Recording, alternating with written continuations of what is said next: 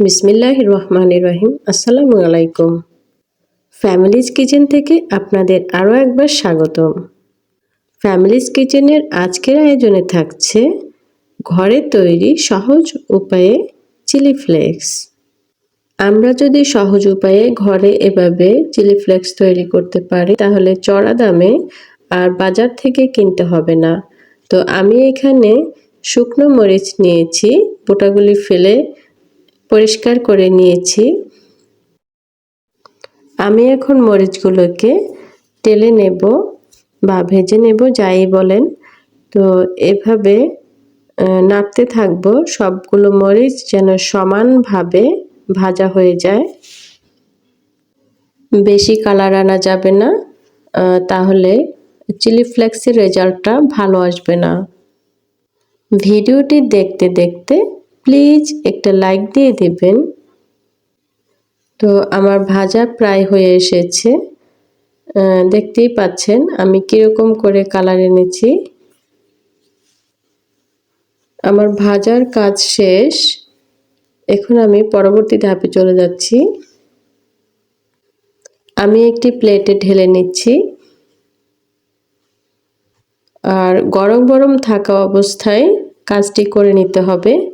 এখন একটি পলি হাতের ভিতর এভাবে পেঁচিয়ে নেব যাতে হাতে ঝালটা না লাগে। ঝালটা লাগলে হাতটা প্রচণ্ড জ্বলে, তাই এবার এই কৌশলটা আমি অবলম্বন করেছি। আমার একটু হাত জ্বলেনি। গরম গরম থাকতেই এভাবে করে নিচ্ছি, ভেঙে নিচ্ছি মরিচগুলো। কতটা ইজি তাই না? আমরা যদি এভাবে ঘরে তৈরি করে নিতে পারি খুব সহজেই, তাহলে আমাদের চড়া দামে আর বাজার থেকে কিনতে হবে না। আপনারা চাইলে কাজটি ব্লেন্ডারও করতে পারেন। তো আমার এখানে 2 থেকে 3 মিনিট সময় লেগেছে। ব্লেন্ডারে করতে গেলে আরও কম সময় লাগবে, কিন্তু মরিচটা আরও বেশি গুঁড়ো হয়ে যায় অনেক সময়, তাই এভাবে করলে আর গুঁড়ো হওয়ার সম্ভাবনা থাকে না। ভিডিও সম্পর্কে যদি কোনো প্রশ্ন থাকে আপনাদের, অবশ্যই কমেন্ট সেকশনে জানিয়ে দেবেন। চিলি ফ্লেক্সটা যদি এভাবে ঘরে তৈরি করে সংরক্ষণ করে রাখা যায়, তবে বিভিন্ন সময় আমরা বিভিন্ন ভর্তার রেসিপিতে ব্যবহার করতে পারি। ভর্তা তৈরি করতে কোনো ঝামেলাই হবে না।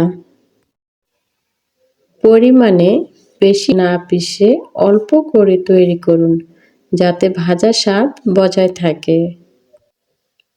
ঝাল কমাতে চাইলে কম ঝালের মরিচ ব্যবহার করতে পারেন। ভর্তা ছাড়াও পিৎজা, পাস্তা, স্যুপ, সালাদ বা যে কোনো রেসিপিতে মশলার স্বাদ আনতে ব্যবহার করুন এই চিলি ফ্লেক্স।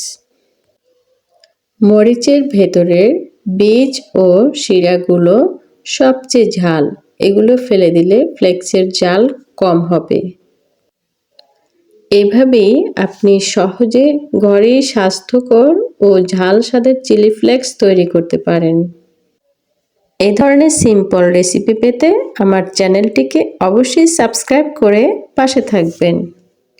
আমি একটি ছোট বয়ামে করে এভাবে সংরক্ষণ করে রেখে দেব।